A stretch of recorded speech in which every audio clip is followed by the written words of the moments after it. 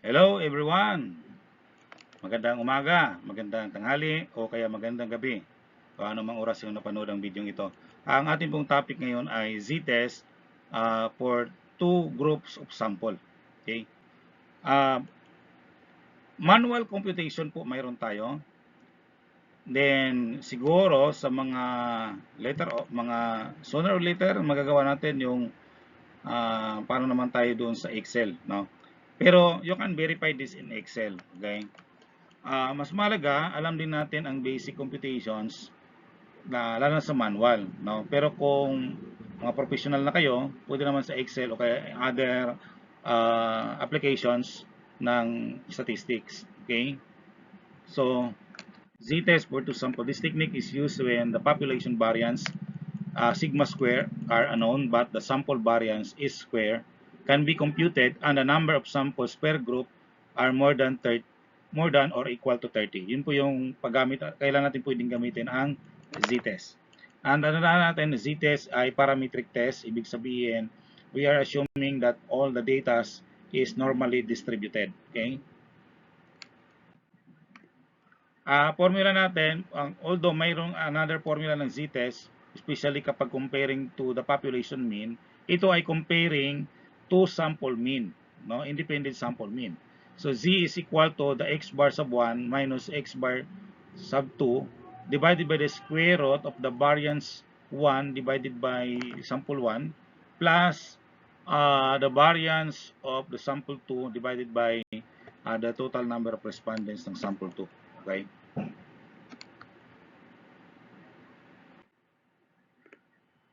So, example 1, a researcher conducted a survey between the academic performance of grade 12 UMS and GAS students. The data is shown in table 1. So, meron po tayo table 1 dito, the average grade of grade 12 students. So, mayroon po tayong 32 respondents. Kaya lang, ang ating GAS ay 30 lang sila. Ang UMS natin ay 32. Pero, doesn't matter, no? Ang mahalaga ito compare natin yung mean nila. Okay? So, doesn't matter kung hindi sila equal o pantay yung number of respondents. Okay? Is there significant difference between the academic performance of the two groups of respondents? So, yun po yung hinahanap dito, no? Okay. So, ayan, ang gagawin natin una, i-total natin, the total ng lahat ng score, ito yung average ng UMS. Okay, lahat ng average ng UMS, total natin yan from 85 down to 84. Okay, so ang total yan ay 2,784. Tapos lahat ng gas naman, total natin ito lahat ng score ng gas. Yan. So ang total niya ay 2,550. Okay? Pagkatapos kukunin natin yung mean, yung average. So ang mean ng UMS, so ang formula ay x bar 1 is equal to the summation of x sub 1 divided by n sub 1. Okay? Ang n sub 1 natin 32. Kasi 32 po silang estudyante. Ang ating summation o the total ng UMS ay total ng kanilang average ay 2,784. So kapag i-divide natin, ang sagot ay 87. So yun po yung mean. Ito namang isa, sa gas naman, okay, the total ng lahat ng average ng gas ay 2,550. Pero yung gas natin ay 30 lang sila. Okay? So kaya nga 2,550 divided by 30, ang sagot po natin ay 85. Okay?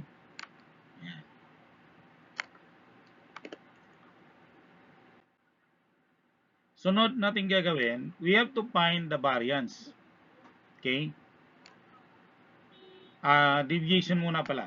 So ang kukumputin natin deviation, itong x sub 1 minus x bar sub 1, deviation tawag natin yan. Ibig sabihin, this is the distance from the score to the mean. Okay, kukunin natin yung difference nila, ayan, ng UMS, no?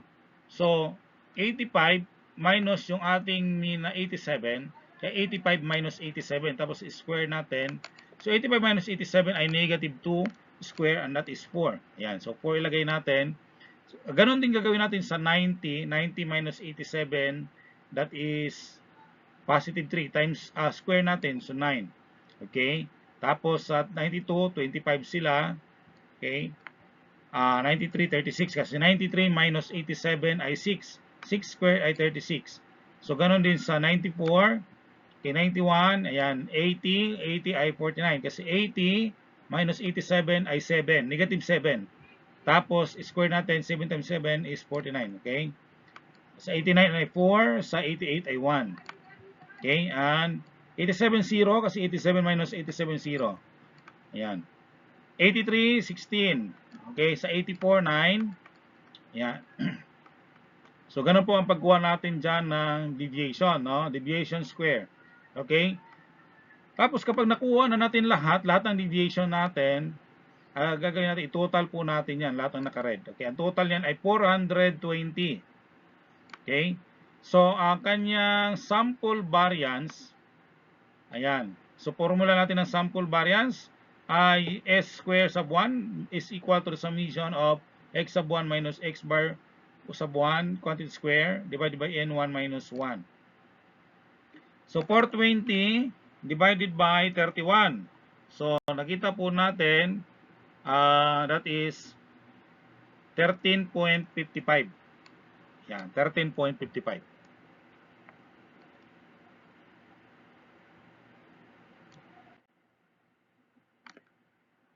Okay, sa gas naman, ang atin pong mean ng gas ay 85.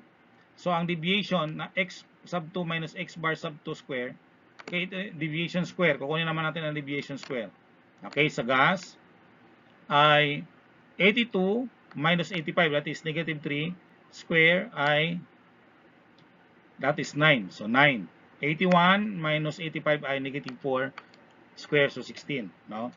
So and so on and so forth. So 85 minus 85 0. No? So yan, tuloy-tuloy lang. Pag-compute natin isa-isa niyan. Okay. So 448 ang total nila.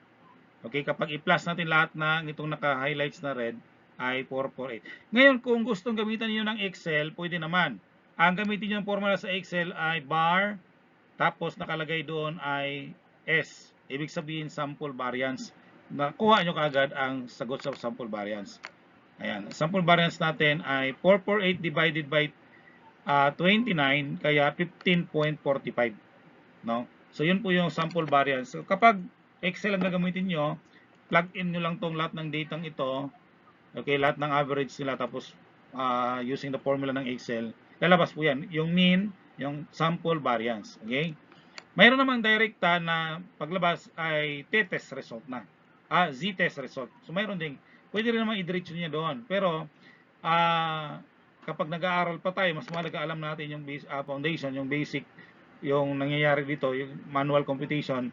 Kasi madali na lang kapag alam na natin to, tapos gamitin na natin siya ng different applications. So madali nating intindihin na ito po yung nangyayari, no? Okay? Kasi mahirap, alam natin yung Excel pero hindi natin alam ito pala yung manual computation. Okay? Next.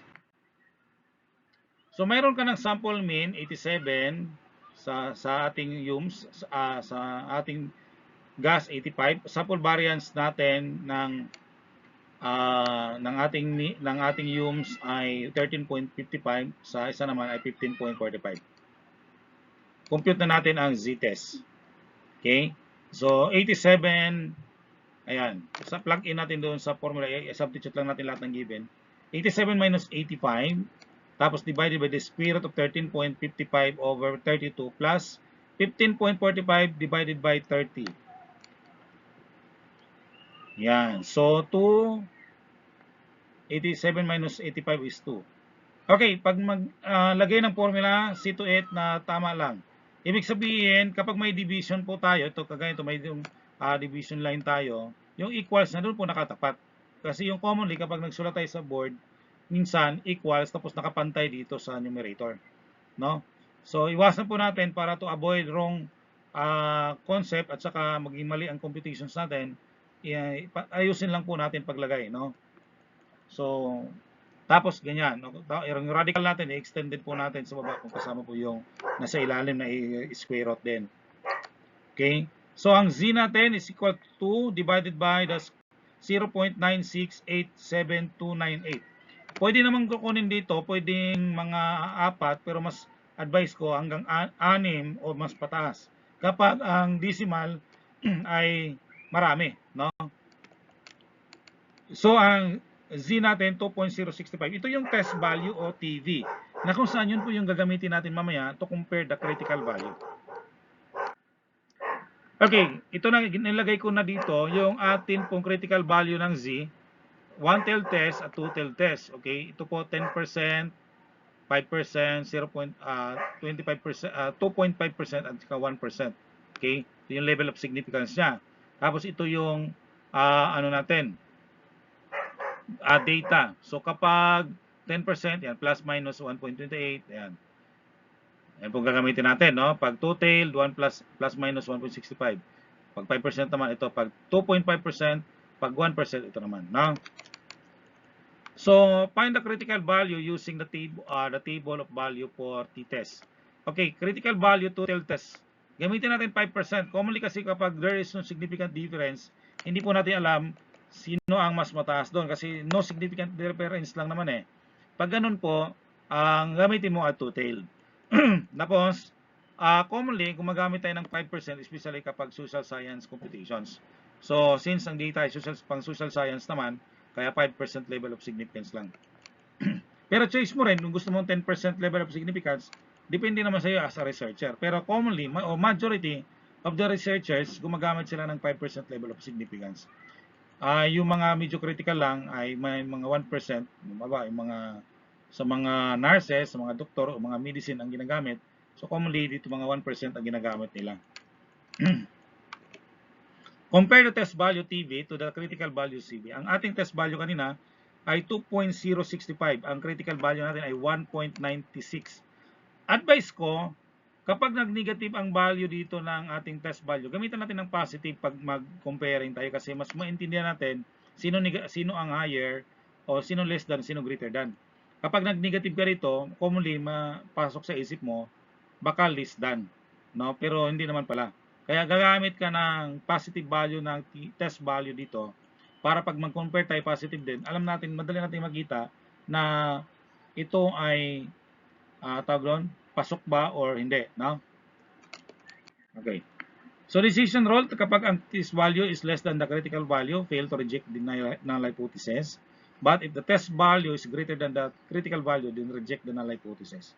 And then make a conclusion out of the result of comparison.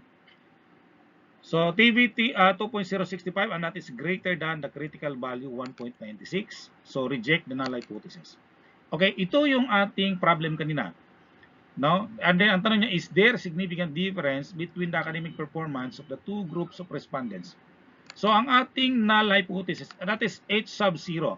Hindi H sub O, no? H sub 0. Ibig sabihin null. Okay?